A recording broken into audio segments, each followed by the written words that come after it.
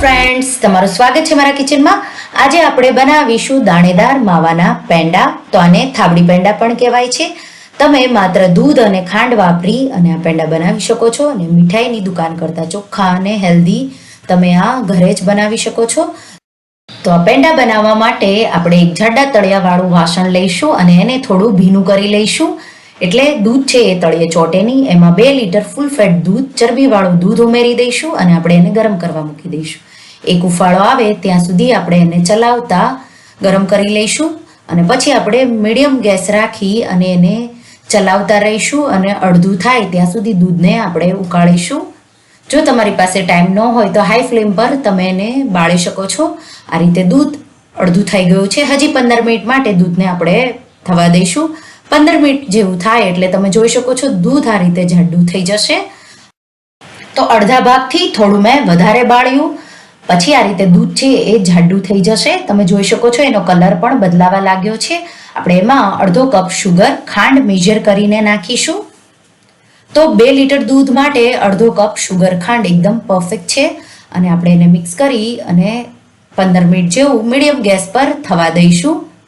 તો આપણે આને સતત હલાવતા રહીશું અને એને થવા દઈશું. તો લગભગ 10 મિનિટ પછી તમે જોઈ શકો છો આપણા દૂધનો કલર બદલાઈ ગયો છે અને જાડું થઈ ગયું છે. હજી આપણે એને 10 મિનિટ માટે થવા દઈશું. તો ગેસની આંચ ડિપેન્ડ છે, તમે હાઈ રાખો, મીડિયમ રાખો, સ્લો રાખો, એ પ્રમાણે તમને આ પેંડા બનાવવામાં ટાઈમ લાગશે. પણ આમાં તમને 1 થી 1.5 કલાક જેવો ટાઈમ લાગે જ છે. તો સતત આ રીતે હલાવતા રહીશું એટલે જે ખાંડ નાખી છે એ કેરેમલાઇઝ થશે અને તમે જોઈ શકો છો દૂધનો કલર આવો થઈ જશે. અને હવે દૂધના દાણેદાર માવો થવા લાગ્યો છે. તો તમે જોઈ શકો છો 10 મિનિટ પછી તમે જોઈ શકો છો એકદમ માવો સારી રીતે થઈ ગયો છે. હજી આપણે 1 થી 2 મિનિટ થવા દઈશું. તો હલકું ઢીલું રહે એ રીતે આપણે થવા દેવાનું છે. એકદમ વધારે ઢીલું પણ ન રહેવું જોઈએ, નહીતર પેંડા વાળવામાં થોડો પ્રોબ્લેમ થાય.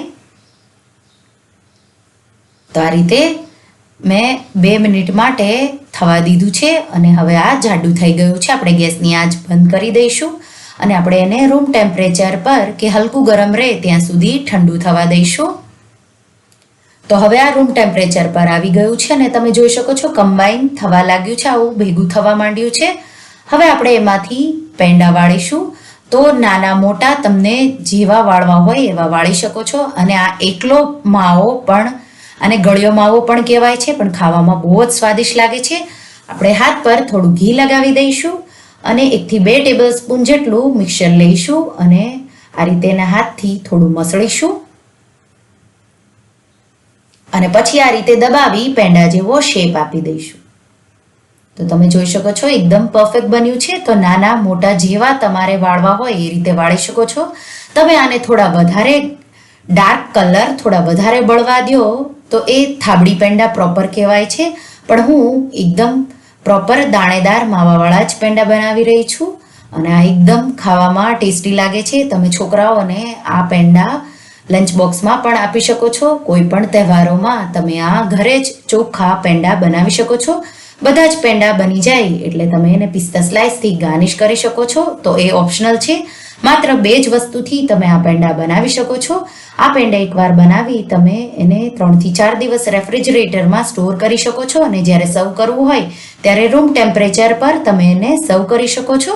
તો આ રીતે તમે જો ક્યારે ઘરે પેંડા ન બનાવ્યા હોય તો મીઠાઈની દુકાન કરતાં પણ ચોખ્ખા અને હેલ્ધી એકવાર આ દાણેદાર માવાના પેંડા કે થાબડી પેંડા એકવાર બનાવી મને કમેન્ટમાં કહેજો કે તમને આ રેસિપી કેવી લાગી.